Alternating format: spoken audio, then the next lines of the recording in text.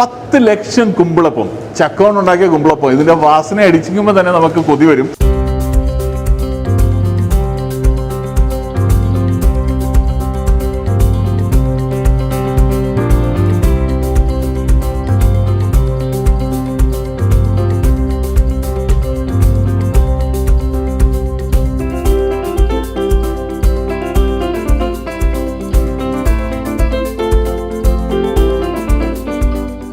കടലക്കറിയാണോ കൂടുതൽ ഇഷ്ടം, അതോ സാമ്പാറാണോ ഇഷ്ടം പൊറോട്ടയുടെ കൂടെ? പൊറോട്ടയും സാമ്പാറും നമ്മുടെ നൊസ്റ്റാൾജിയുടെ ഭാഗമല്ലേ. പക്ഷേ നമ്മുടെ കടലക്കറി അതിന് വേൾഡ് വൈഡ് ഫാൻസ് ഉള്ളൊരു പ്രൊഡക്റ്റാണ്.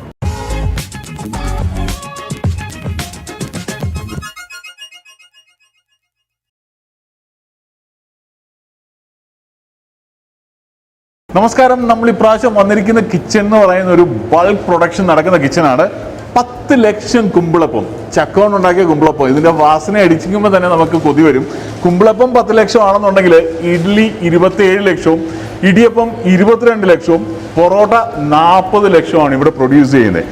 അപ്പം ഇവിടെ നിൽക്കുന്ന ആൾക്കാരുമായിട്ട് സംസാരിക്കാൻ ഇവിടെ ഒരു ചേച്ചി ഇപ്പുണ്ട്. മിനി ചേച്ചി എന്നാണ് പുള്ളിക്കാരുടെ പേര്. ചേച്ചി, നമുക്കിവിടെ ഇപ്പൊ ഇടിയപ്പവും കുമ്പിളപ്പവും അതുപോലെ തന്നെ ഇഡ്ഡലിയും കാണാം. ഇത് മാത്രമേ ഉണ്ടാവുള്ളൂ? അല്ല, കറികളുണ്ട്. സാമ്പാറുണ്ട്, അവിയലുണ്ട്, ഇടിഞ്ചക്ക തോരൻ, കൂർക്കാത് മെഴുക്ക് പുരട്ടി, വൻപയർ തോരൻ, പയറ് മെഴുക്ക് വെച്ച് ഒത്തിരി കറികളുണ്ട്. നമുക്ക് ആവശ്യമായിട്ടുള്ള എല്ലാ കറികളും ഉണ്ട്. എല്ലാ കറികളും ഉണ്ടാവും. അവിയൽ കറിയുണ്ട്. ഓക്കെ. അപ്പൊ അങ്ങനത്തെ പ്രൊഡക്ഷൻ ആണ് ഇവിടെ നടക്കുന്നത്. ഇത് ചെയ്യുന്നത് എന്താണെന്ന് വെച്ചാൽ ഫ്രീസ് ചെയ്ത അല്ലെങ്കിൽ ഫ്രോസൺ പ്രോഡക്റ്റ് എന്ന് നമുക്ക് വേണേൽ പറയാം. പക്ഷേ നമുക്ക് വീട്ടിൽ പെട്ടെന്ന് പാചകം ചെയ്യാവുന്നതും നമ്മൾ യാത്രയിലൊക്കെ ആണെന്നുണ്ടെങ്കിലും പെട്ടെന്ന് ഉപയോഗിക്കാവുന്നതുമായ രുചി ആഹാരങ്ങളാണ് ഇവിടെ കിട്ടുക. ഇവിടെ ശ്രീനാഥുണ്ട്. ശ്രീനാഥുമായിട്ട് നമുക്കൊന്ന് സംസാരിക്കണം. ശ്രീനാഥ്, നമസ്കാരം. നമസ്കാരം. സുഖമായിട്ടിരിക്കുന്നു? ശ്രീനാഥെ, വിഷ്ണുഭവൻ തുടങ്ങിയിട്ട് ഇപ്പോൾ എത്ര നാളായി? വിഷ്ണുഭവൻ തുടങ്ങിയിട്ട് ഇപ്പോൾ 2 വർഷമായി. 2 വർഷമായി. പക്ഷേ വിഷ്ണുഭവൻ തുടങ്ങിയിട്ട് 2 വർഷം ആയുള്ളെന്നുണ്ടെങ്കിലും ബ്രാഹ്മിൻസ് എന്ന പ്രോഡക്റ്റ് നമുക്കെല്ലാം പരിചിതമാണ്. ബ്രാഹ്മിൻസിന്റെ ഫൗണ്ടേഴ്സാണ് ഇവർ. 38 വർഷം മുമ്പ് തുടങ്ങിയതാണ് ബ്രാഹ്മിൻസ്, അല്ലേ? ശ്രീനാഥിന്റെ അച്ഛനായിട്ട് തുടങ്ങിയതാണ്. അത് കഴിഞ്ഞിട്ട് ഇപ്പം ഇവർ ചെയ്യുന്ന പ്രോഡക്റ്റ് ഇതിനെക്കുറിച്ചൊന്ന് പറയുമോ? ഇതെങ്ങനെ തുടങ്ങാനുള്ള കാരണം കൂടെ ഒന്ന് പറയുമോ? ബ്രാഹ്മിൻസിന്റെ ആ ഒരു ബ്രാൻഡ് വിപ്രോ എന്റർപ്രൈസസ് അക്വയർ ചെയ്തതിന് ശേഷം ഞങ്ങൾ ഫ്രോസൺ ഫുഡിലേക്ക് കൂടുതൽ ശ്രദ്ധ കേന്ദ്രീകരിച്ചു. കുറേ വർഷങ്ങൾക്ക് മുമ്പ് തന്നെ ഫ്രോസൺ ഫുഡിൻ്റെ ബിസിനസ് സ്റ്റാർട്ട് ചെയ്യണം എന്നുള്ളൊരു പ്ലാൻ നമുക്കുണ്ടായിരുന്നു. അത് ഓൾറെഡി വിപ്രോയുമായിട്ട് ഡിസ്കസ് ചെയ്തിട്ടുണ്ടായിരുന്നു നമ്മൾ ഈ അക്വിസിഷൻ നടക്കുന്ന സമയത്ത് തന്നെ. അതിനുശേഷം ഞാനും നമ്മുടെ ടീം ഉൾപ്പെടുന്ന ആളുകളും ഒരുപാട് റിസർച്ച് ഇതിൽ ചെയ്തു. ഫ്രോസൺ ഫുഡിൻ്റെ ഇൻഡസ്ട്രി എങ്ങനെയാണ് നടക്കുന്നത്, ഏതൊക്കെയാണ് അതിലെ ബെസ്റ്റ് പ്രാക്ടീസസ്, എന്തൊക്കെയാണ് നമുക്ക് പറ്റുന്ന പ്രൊഡക്റ്റുകൾ, ഇതിനെയൊക്കെ റിസർച്ച് ചെയ്തതിന് ശേഷം 2 വർഷം മുമ്പാണ് നമ്മൾ വിഷ്ണുഭവനിലേക്ക് വരുന്നത്. ഫ്രോസൺ ഫുഡ് പ്രൊഡക്ട്സ് ആണിത്. അതായത് ഏറ്റവും നാച്ചുറലായിട്ട് ഫുഡ് പ്രിസർവ് ചെയ്യാവുന്നൊരു മെത്തേഡാണ് ഫ്രീസിങ് എന്ന് പറയുന്നത്. ഒരു പ്രിസർവേറ്റീവ്സ് ഇല്ല, കെമിക്കൽസ് ഇല്ല, ആർട്ടിഫിഷ്യൽ കളറുകളില്ല, യാതൊരു തരത്തിലുള്ള ആർട്ടിഫിഷ്യൽ പ്രിസർവേഷൻ മെത്തേഡ്സും ഇതിൽ ഉപയോഗിക്കുന്നില്ല. ബ്ലാസ്റ്റ് ഫ്രീസിങ്, തണുപ്പ് മാത്രമാണ് ഇതിൻ്റെ നാച്ചുറൽ പ്രിസർവേറ്റീവ് എന്ന് പറയുന്നത്. നമ്മൾ പ്രൊഡക്റ്റിനെ ക്യുക്കായിട്ട് ഫ്രീസ് ചെയ്യുന്നു. -40 ഡിഗ്രിയിലേക്ക് പ്രൊഡക്റ്റിനെ ഫ്രീസ് ചെയ്യുന്നു. കുക്ക് ചെയ്ത ഫുഡിനെ ഫ്രീസ് ചെയ്യുമ്പോൾ അതിൻ്റെ ഷെൽഫ് ലൈഫ് ഏകദേശം 6 മാസം തൊട്ട് 2 വർഷം വരെ പ്രോപ്പർ -18 എന്നുള്ള ഒരു ഫ്രോസൺ കണ്ടീഷനിൽ കീപ്പ് ചെയ്യുകയാണെങ്കിൽ 2 വർഷം വരെ നമുക്ക് കീപ്പ് ചെയ്യാൻ പറ്റും. ശരിക്കും പറഞ്ഞാൽ ഞാനിപ്പോൾ പറഞ്ഞ ഏതാനും ഐറ്റംസ് മാത്രമാണ് നമ്മൾ മലയാളികൾ കൺസ്യൂം ചെയ്യുന്ന ഒട്ടുമുക്കാലും പ്രോഡക്ട്സും ഇവിടെ അവൈലബിൾ ആണ്. നമ്മൾ ഇങ്ങോട്ട് കയറി വന്നപ്പം തന്നെ പൊറോട്ട ഉണ്ടാക്കുന്ന കാഴ്ചകളാണ് കാണുന്നത്. പൊറോട്ട വീശി പരത്തി സാധാരണ നമ്മൾ എങ്ങനെയാണോ പൊറോട്ട ചുടുന്നത് അതുപോലെ തന്നെ, പക്ഷേ കുറച്ചുകൂടെ പെർഫെക്റ്റ് ആയിരിക്കും ഷേപ്പ്. അതിൻ്റെ വെയിറ്റ് അനുസരിച്ച് അവർ പാക്ക് ചെയ്യുന്നു. അതിനുശേഷം അവർ ബ്ലാസ്റ്റ് ഫ്രീസ് ചെയ്ത് പിന്നെ കാർട്ടൺസിലാക്കി പോകുന്നു, അല്ലേ? ഇതാണ് അതിൻ്റെ പ്രോസസ്സ്. പൊറോട്ടയുടെ കാഴ്ചകൾ കണ്ടു, ഉണ്ടാക്കുന്ന കാഴ്ചകൾ കണ്ടു. അത് പല സ്റ്റേജിലായിട്ടാണ് അതിൻ്റെ കാഴ്ചകൾ. അത് ആദ്യത്തെ സെക്ഷനിൽ തന്നെ കണ്ടു. അത് കഴിഞ്ഞ് ഇപ്പുറത്തോട്ട് വന്നപ്പോഴത്തേന് വെജിറ്റബിൾ കട്ടിങ്ങിൻ്റെ കാഴ്ചകൾ കണ്ടു. വെജിറ്റബിൾ എല്ലാം കട്ട് ചെയ്ത് വാഷ് ചെയ്ത് അതും ബ്ലാസ്റ്റ് ഫ്രീസ് ചെയ്യുകയാണ്, അല്ലേ? അതും ബ്ലാസ്റ്റ് ഫ്രീസ് ചെയ്യാണ്. നമുക്ക് വേണമെന്നുണ്ടെങ്കിൽ വീട്ടിൽ പെട്ടെന്ന് പാചകം ചെയ്യാനായിട്ട് നമുക്കൊരു അവിയൽ കൂട്ട് അത് വാങ്ങിയാലോ നമുക്ക് പെട്ടെന്ന് പാചകം ചെയ്യാൻ പറ്റും. അങ്ങനെയുള്ള പ്രിപ്പറേഷൻസ് കണ്ടു. അത് കഴിഞ്ഞ് ചേച്ചിമാരപ്പുറത്ത് നിന്ന് കുമ്പിളെല്ലാം ഒരുക്കുന്ന കാഴ്ചകൾ കണ്ടായിരുന്നു. കുമ്പിളപ്പം ഉണ്ടാക്കാനായിട്ട് വഴനയില തന്നെയാണ്. എഴനയെന്നും വഴനയെന്നും ഒക്കെ പലരും പല രീതിയിൽ പറയും. എഴനയിലെന്നോ ഒക്കെ പറയാം. അപ്പോൾ അതിനകത്ത് തന്നെ ചക്കപ്പഴം ചേർത്തതാണ്, അല്ലേ? അതെ, ചക്കപ്പഴം ചേർത്തതാണ്. ഈ ചക്കപ്പഴത്തിൻ്റെ ഈ കുമ്പിളിൻ്റെ ഒരു പ്രശ്നം എന്ന് പറഞ്ഞാൽ പണ്ട് തൊട്ടേ ഉള്ള ഒരു പ്രശ്നം എന്ന് പറയുന്നത് സീസണലാണ്. നമുക്ക് ഇപ്പം ചക്ക അവൈലബിൾ ആണ്, അപ്പോൾ ഈ സമയത്ത് മാത്രം കിട്ടുന്നത്. പക്ഷേ പക്ഷേ ഏത് സമയത്ത് നമുക്ക് കുമ്പിളപ്പം കഴിക്കണമെന്ന് തോന്നിയാൽ കഴിക്കാൻ പറ്റുന്ന രീതിയിലാണ് നമുക്കിപ്പം ഈ ഫ്രോസൺ ഫുഡ് അവൈലബിൾ ആയതുകൊണ്ട് അതിന് ചെയ്യാൻ പറ്റുന്നത്. വിഷ്ണു ഭവനിൽ ഇതുണ്ട്. ഇപ്പോൾ നമുക്കിത് പ്രധാനമായിട്ടുള്ളൊരു പ്രശ്നമെന്ന് പറഞ്ഞാൽ ഇപ്പം കറൻ്റ്ലി ഇത് വാങ്ങി കഴിക്കണമെന്നുണ്ടെങ്കിൽ നമ്മൾ കാനഡയോ അല്ലെന്നുണ്ടെങ്കിൽ ജർമ്മനിയിലും ഇല്ല ഇപ്പോൾ അല്ലേ? ജർമ്മനിയില്ല, Australia, New Zealand, Canada, US, UK അങ്ങനെയുള്ള സ്ഥലങ്ങളിൽ മാത്രമേ ഉള്ളൂ. പക്ഷേ ഇവർ മറ്റ് സ്ഥലങ്ങളിലേക്കും ഡിസ്ട്രിബ്യൂഷനായിട്ട് ആൾക്കാരെ നോക്കുന്നുണ്ട്. കേരളത്തിലും ഇതിനിപ്പോൾ അവൈലബിൾ ആവുന്നുണ്ട് ഉടനെ തന്നെ. അന്നേരം നമ്മൾ കേരളത്തിലെ ഏതെങ്കിലും സ്റ്റോറിൽ നിന്ന് പോയി വാങ്ങിച്ച് അത് രുചി നോക്കാം.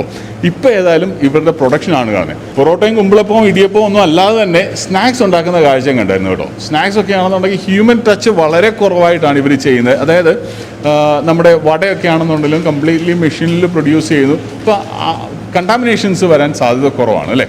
വളരെ കുറവാണ്. പണ്ട് ഇത് ഗ്യാസിൽ തന്നെയായിരുന്നു. ഗ്യാസിൻ്റെ ഒരു പ്രശ്നമില്ലേ നിങ്ങൾക്ക്? ഗ്യാസിൻ്റെ ഒരു പ്രശ്നം ഞങ്ങൾക്കുണ്ടായിരുന്നു.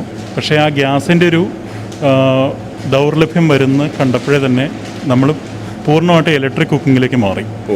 കുറച്ച് എക്യുപ്മെൻറ്റ്സ് ഇമ്പോർട്ട് ചെയ്ത എക്യുപ്മെൻറ്റ്സ് ഉപയോഗിക്കുന്നുണ്ട്, കുറേ ഇന്ത്യൻ മെയ്ഡ് എക്യുപ്മെൻറ്റ്സ് ഉപയോഗിക്കുന്നുണ്ട്. പൂർണ്ണമായിട്ട് ഇലക്ട്രിക് കുക്കിങ്ങിലേക്ക് മാറുന്നൊരു സിറ്റുവേഷനാണ് നമുക്കിപ്പോൾ ഉള്ളത്. കാരണം എന്നാൽ മാത്രമേ നമുക്ക് ഈ പ്രൊഡക്റ്റ് തടസ്സങ്ങളില്ലാതെ നമ്മുടെ കസ്റ്റമേഴ്സിന് എത്തിച്ചു കൊടുക്കാൻ പറ്റുള്ളൂ. പക്ഷേ കുറച്ച് ഇപ്പോഴും ഗ്യാസിലാണെന്ന് തോന്നുന്നു അല്ലേ? കുമ്പിളപ്പം ഈ ട്രഡീഷണലി ഉണ്ടാക്കുന്ന കണ്ടായിരുന്നു അവിടെ. അതെ, രണ്ടും ഉണ്ടോ? രണ്ടും ഉണ്ട്. കുമ്പിളപ്പം ഗ്യാസിലും ഉണ്ടാക്കുന്നുണ്ട്, കോമ്പി ഓവനിലും ചെയ്യുന്നുണ്ട്. ഓക്കെ. ട്രഡീഷണലി ഉണ്ടാക്കുന്ന വലിയ ചെമ്പുകളിൽ, അപ്പച്ചെമ്പുകളിൽ അതിനുള്ളിൽ വെച്ച് സാധാരണ രീതിയിൽ ഗ്യാസിൽ നിന്ന് തീ കത്തിച്ച് ആവിയിൽ വേവിച്ചെടുത്താണ് ഉണ്ടാക്കുന്നത്. സെയിം അതേ ഫിലോസഫി തന്നെ, അല്ലെങ്കിൽ അതേ മെത്തേഡ് തന്നെയാണ് നമ്മൾ കോമ്പി ഓവനിലും ചെയ്യുന്നത്. ഒന്ന് ട്രഡീഷണൽ ആണ്, ഒന്ന് മോഡേൺ ആണ്. അത്രയേ ഉള്ളൂ. അപ്പോൾ ഉഴുന്നുവടയും പഴംപൊരി ഉണ്ടാക്കുന്ന കാഴ്ചയുണ്ട്. പക്ഷേ അതല്ലാതെ മറ്റ് സ്നാക്സും ഉണ്ടോ? തീർച്ചയായിട്ടും നമ്മൾ സുഖിയൻ ഉണ്ടാക്കുന്നുണ്ട്, പരിപ്പുവട ഉണ്ടാക്കുന്നുണ്ട്, ഉള്ളിവട ഉണ്ടാക്കുന്നുണ്ട്, സമോസയുണ്ട്. ഏതാണ്ട് സൗത്ത് ഇന്ത്യൻ സ്നാക്സ് എല്ലാം നമ്മൾ ചെയ്യുന്നുണ്ട്. നമുക്ക് മൊത്തത്തിൽ എത്ര പ്രോഡക്റ്റ് ഉണ്ട്? നമുക്ക് 70ഓളം പ്രൊഡക്റ്റുകളുണ്ട്, ഗ്രേറ്റഡ് കോക്കനട്ട് അടക്കം. ഗ്രേറ്റഡ് കോക്കനട്ടും ഉണ്ട്, വെജിറ്റബിൾസ് കൂടാതെ അല്ലേ? അത് ഇതിൻ്റെ അടുത്ത യൂണിറ്റ് ആയിട്ടാണോ? ഇതിൻ്റെ കാണാം. അപ്പോൾ ഏതായാലും നമുക്ക് ഗ്രേറ്റഡ് കോക്കനട്ടിൻ്റെ പ്രൊഡക്ഷൻസ് കൂടെ കാണാം. ഇവിടെ പാക്കിംഗ് ഒക്കെ ഇങ്ങനെ നടക്കട്ടെ.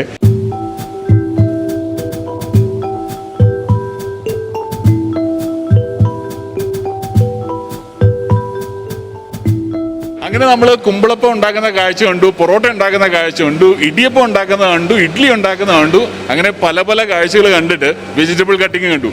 അത് കഴിഞ്ഞിട്ട് ഇപ്പുറത്തെ സെക്ഷനിൽ വന്നു കഴിഞ്ഞാൽ ഇവിടെ തേങ്ങ ഉടയ്ക്കുന്നു, തേങ്ങ ചിരണ്ടുന്നു, അങ്ങനെ പല പല കാര്യങ്ങളാണ്. അപ്പം പെങ്ങളുടെ പേരെന്താ? എൻ്റെ പേര് ശ്രീതി. നമുക്ക് തേങ്ങയുടെ എന്തൊക്കെ ടൈപ്പ് പ്രോഡക്ട്സ് ആണ്? നമ്മളിവിടെ നോർമലായിട്ട് കൂടുതലും തന്നെ ഹാൻഡ് ഗ്രേറ്റഡ് ഐറ്റംസ് ആണ് പോയിക്കൊണ്ടിരിക്കുന്നത്. ഹാൻഡ് ഗ്രേറ്റഡ് ഈ ഒരു ഫോമിലുള്ളത്. അത് കൂടാതെ നമ്മൾ സ്ലൈസറും കൂടെ ചെയ്യുന്നുണ്ട്. ഇതിന്റെ പ്രോസസ് എങ്ങനെയാണ്? എവിടുന്നാ തുടങ്ങുന്നത്? ഇതിപ്പോ നമുക്ക് റോ മെറ്റീരിയൽസ് നമ്മളിപ്പോ ഇങ്ങോട്ട് കയറി വന്നപ്പോൾ കണ്ടില്ലേ, ആ പുറത്തായിട്ട് നമുക്ക് റോ മെറ്റീരിയൽ സ്റ്റോർ ചെയ്യുന്നത്. അവിടെ തന്നെ നമുക്ക് പോളിഷിംഗ് മെഷീൻ ഉണ്ട്. അവിടെ നിന്ന് പോളിഷ് ചെയ്യുന്ന സാധനങ്ങൾ നമ്മൾ കട്ട് ചെയ്ത് തേങ്ങ വെള്ളമൊക്കെ കളഞ്ഞ് കഴുകി ഗ്രേറ്റിംഗ് റൂമിലേക്ക് വരും. അപ്പോൾ നമുക്ക് അവിടെ നിന്ന് തന്നെ ഇങ്ങോട്ടൊരു വിൻഡോ കൊടുത്തിട്ടുണ്ട്. അപ്പോൾ അവിടെ നിന്ന് ഗ്രേറ്റ് ചെയ്യാനുള്ള സാധനങ്ങൾ അകത്ത് വരുന്നു. അവിടെ നിന്ന് ഗ്രേറ്റ് ചെയ്ത് ഇത് പാക്കിംഗ് സെക്ഷനാണ്, ഇവിടേക്ക് വരുന്നു.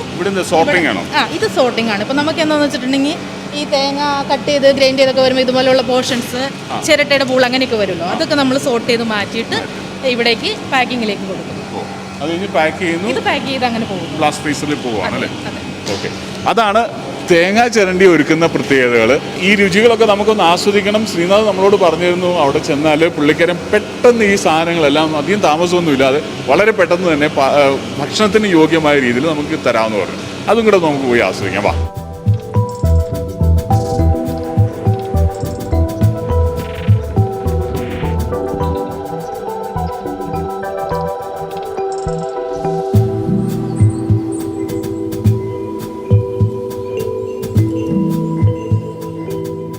അങ്ങനെ നമ്മൾ തേങ്ങ ചിരണ്ടുന്ന കാഴ്ചകളൊക്കെ കണ്ട് ഇങ്ങോട്ട് കയറി വന്നപ്പോൾ തന്നെ ഇവരുടെ QC ലാബിൽ തന്നെ ഒരു റിസർച്ച് ആൻഡ് ഡെവലപ്മെന്റ് കിച്ചൺ ഉണ്ട്.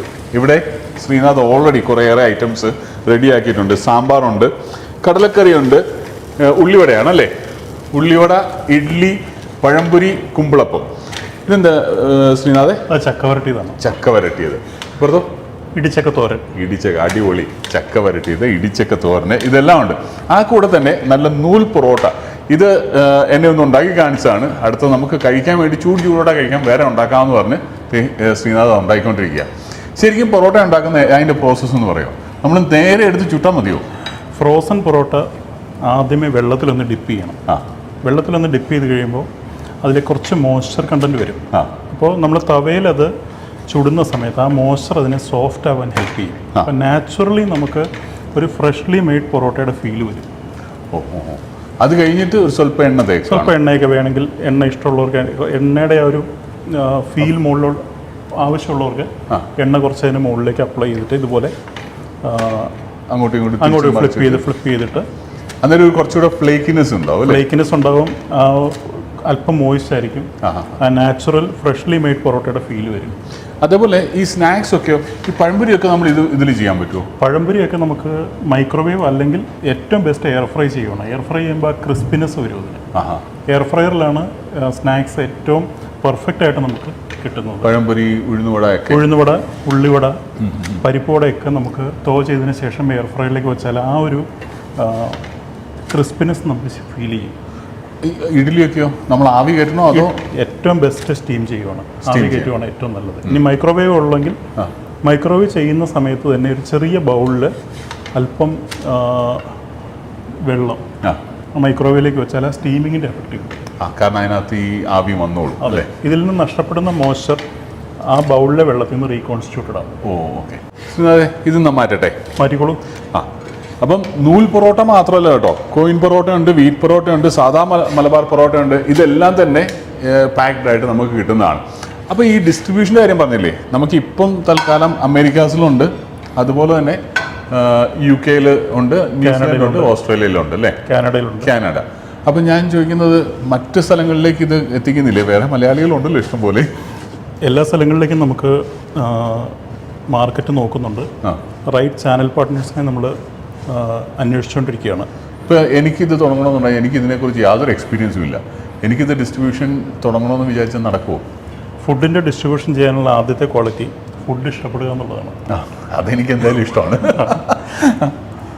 ഭക്ഷണം ഇഷ്ടപ്പെട്ടാൽ അതിനോടൊരു പാഷനുണ്ട്, തീർച്ചയായിട്ടും ഒരു ഡിസ്ട്രിബ്യൂഷൻ അല്ലെങ്കിൽ ഹോൾസെയിൽ ഇല്ലെങ്കിൽ ഒരു ചെറിയ റീറ്റെയിൽ ഷോപ്പ് നമ്മൾ നടത്തുന്നത് പോലും നമ്മൾ ഫുഡിനോട് ഇഷ്ടമുണ്ടെങ്കിൽ വളരെ എഫക്റ്റീവായിട്ട് ചെയ്യാൻ പറ്റും.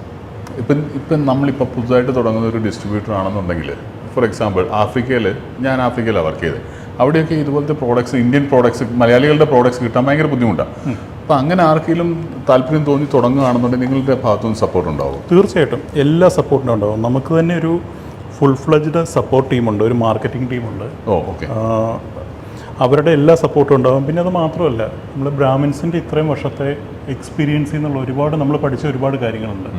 ഇതെല്ലാം തന്നെ ആ പുതിയ ഡിസ്ട്രിബ്യൂട്ടർക്ക് നമ്മൾ ഷെയർ ചെയ്യും, ഹെൽപ്പ് ചെയ്യും. അപ്പം ഹാൻഡ് ഹോൾഡ് ചെയ്യും നമ്മൾ തീർച്ചയായിട്ടും. ഓക്കെ. കേരളത്തിലോ അതുപോലെ തന്നെ ഇന്ത്യയിൽ തന്നെ മറ്റ് സംസ്ഥാനങ്ങളിലും മലയാളികൾ ഇഷ്ടം പോലെ ഉണ്ട്. നമുക്ക് ഈ രുചികൾ കിട്ടാത്ത സ്ഥലങ്ങളുണ്ടാവും. കിട്ടാത്തതെന്നല്ല, കിട്ടുമായിരിക്കും. പക്ഷേ എന്നാലും ഇതുപോലെ ഇത്രയും വൈഡ് വെറൈറ്റി അതെന്താ ചെയ്യുക? അപ്പോൾ ഫ്രോസൺ ഫുഡിൻ്റെ എക്കോസിസ്റ്റം ഇന്ത്യയിൽ വളർന്നു വരുന്നേ ഉള്ളൂ. അതായത് കൺവീനിയൻറ്റ് ഫുഡ്സിലേക്ക് ഇന്ത്യൻ കസ്റ്റമേഴ്സ് മാറി തുടങ്ങുന്ന ഒരു സന്ദർഭമാണിത്. എസ്പെഷ്യലി ഇപ്പോൾ LPG ഷോർട്ടേജും ബാക്കിയെല്ലാം ഉള്ളതുകൊണ്ട് പെട്ടെന്ന് കിട്ടുന്ന പ്രൊഡക്റ്റുകൾ. ഇപ്പോൾ ഹസ്ബൻഡും വൈഫും വർക്ക് ചെയ്യുന്ന ഒരു സിറ്റുവേഷനാണ്. ഇവർ രണ്ടുപേരും ചിലപ്പോൾ ട്രാഫിക്കൊക്കെ ക്രോസ് ചെയ്ത് അവരുടെ അപ്പാർട്ട്മെൻറ്റിൽ എത്തുന്നത്, ബാംഗ്ലൂർ പോലത്തെ ഒരു സിറ്റിയാണ് അല്ലെങ്കിൽ ഹൈദരാബാദ് പോലത്തെ ഒരു സിറ്റിയാണെങ്കിൽ ഇവർ അപ്പാർട്ട്മെൻറ്റിൽ എത്തുന്നത് ഏകദേശം 7:30 ആകുമ്പോഴായിരിക്കും. ടാർഗറ്റിൻ്റെ പ്രഷർ, വർക്കിൻ്റെ പ്രഷർ ഉണ്ടാവും. ഇതൊക്കെ കഴിഞ്ഞ് അവർക്ക് കുക്ക് ചെയ്യാനുള്ള അല്ലെങ്കിൽ കിച്ചണിലൊരു ലിമിറ്റഡ് ടൈം സ്പെൻഡ് ചെയ്യാനുള്ളൊരു സമയം ഉണ്ടാവില്ല.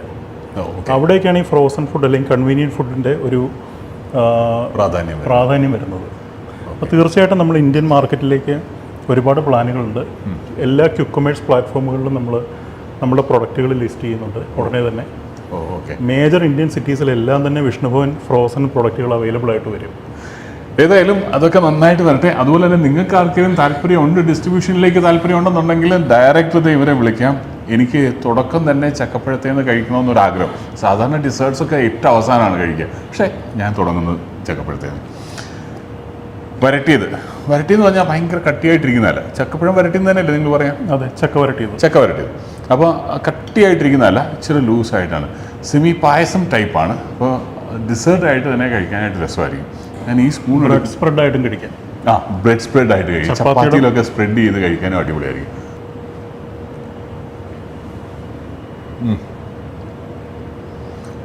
നല്ല ചക്ക വരട്ടി ഈ വർഷം ഞാൻ ആദ്യമായിട്ട് കഴിക്കുകയാണ് കേട്ടോ. ഈ വർഷം ചക്ക വരട്ടി കഴിച്ചില്ല, ആദ്യമായിട്ടാണ് ചക്ക വരട്ടി കഴിക്കുന്നത് ഈ വർഷം.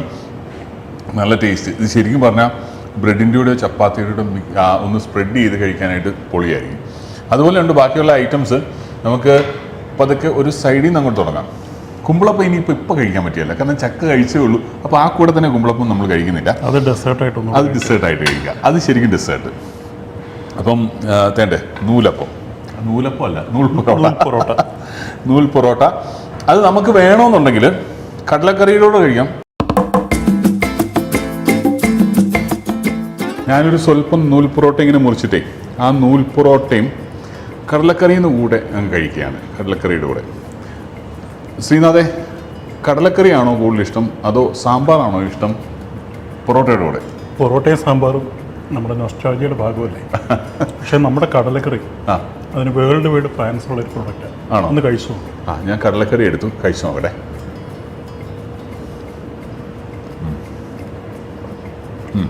എന്ത് ഫീൽ ചെയ്യുന്നു? അതിനകത്ത് ആ തേങ്ങയുടെ പകുതി അരച്ച തേങ്ങ, അല്ലേ? വറുത്തരച്ച തേങ്ങ നന്നായിട്ട് അങ്ങനെ അരഞ്ഞിട്ടില്ല, എന്നാൽ അരിഞ്ഞതാണോ അരിഞ്ഞിട്ടുമുണ്ട്. അതിൻ്റെ ആ ടേസ്റ്റ് കൊള്ളാം. വറുത്തരച്ച തേങ്ങ പൊളി. ഇത് ഇടിയപ്പത്തിൻ്റെ കൂടെ അടിപൊളിയായിരിക്കും കേട്ടോ. ഇടിയപ്പത്തിൻ്റെ കൂടെയാണ് എനിക്ക് കടലക്കറി കുറച്ചുകൂടെ കോമ്പിനേഷനായിട്ട് ഫീൽ ചെയ്യുന്നത്. ഇനി സാമ്പാർ കൂട്ടി എബിനാണ് കഴിച്ചു. പക്ഷെ എനിക്ക് ഇടിയർച്ചയല്ല, ഇടിച്ചക്ക ഒന്ന് കഴിക്കണം. ഇടിച്ചക്ക തോരൻ.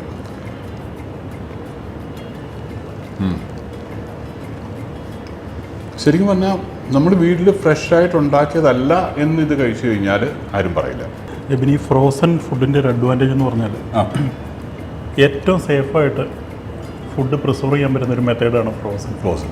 ആ ഫ്രീസിങ്ങിൽ വരുമ്പോൾ അതിൻ്റെ nutrients, colour, mouth feel, texture ഇതൊന്നും പോകുന്നില്ല. അതുകൊണ്ടാണ് ആ വീട്ടിലുണ്ടാക്കിയ അതേ ടേസ്റ്റ് എബിനിപ്പോൾ ഫീൽ ചെയ്യുന്നത്. ഇത് സാമ്പാറിലേക്ക് വരട്ടെ. സാമ്പാറിനകത്തൊരു സ്വല്പം പൊറോട്ട മുക്കിയിട്ടേ അവിടെ കിടന്ന തക്കാളി, അതിൻ്റെ അടുത്ത് കിടന്ന ഉരുളക്കിഴങ്ങ്, ഇതെല്ലാം കൂടെ കൂട്ടി അങ്ങോട്ട് പിടിക്കാം.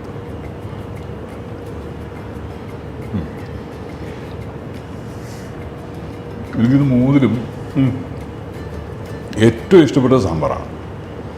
ഇത് പണ്ടുതൊട്ടേ ഉള്ള നമ്മുടെ ബ്രാഹ്മിൻസിൻ്റെ മസാലയാണ്. നമ്മുടെ ഐക്കോണിക് ബ്രാഹ്മിൻ സാമ്പാർ പൗഡർ ഉപയോഗിച്ച് തന്നെയാണ് വിഷ്ണുഭവനിലും സാമ്പാർ നമ്മൾ പ്രിപ്പയർ ചെയ്യുന്നത്.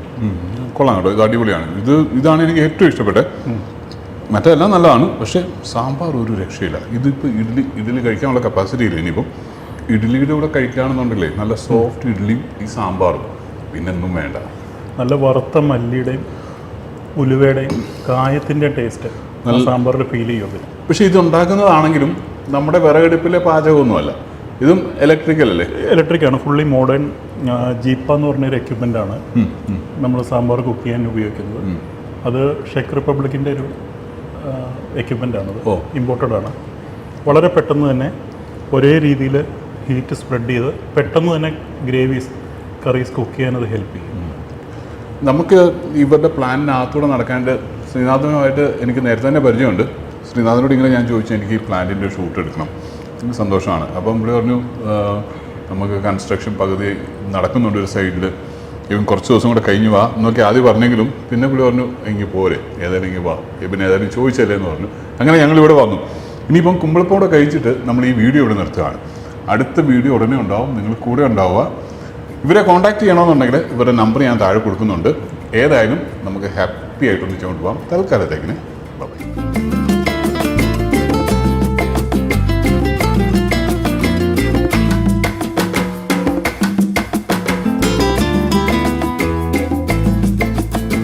അങ്ങനെ കുമ്പളപ്പം നമ്മൾ അതിൻ്റെ എഴുന്നേല അല്ലെങ്കിൽ ഇടനേല അല്ലെങ്കിൽ വഴനേല അത് പൊളിച്ച് മാറ്റിയിട്ട് അപ്പം ഇങ്ങനെ എടുത്തു. നല്ല സോഫ്റ്റ് അപ്പം അത് പൊളിച്ചിങ്ങനെ വരുമ്പം തന്നെ ഉണ്ടല്ലോ, ആ ഇലയുടെ നല്ല വാസനയുണ്ട്, ചക്കപ്പഴത്തിൻ്റെയും ശർക്കരയും കൂടെ കൂടിയുള്ള വാസനയില്ലേ, അതുകൊണ്ട്.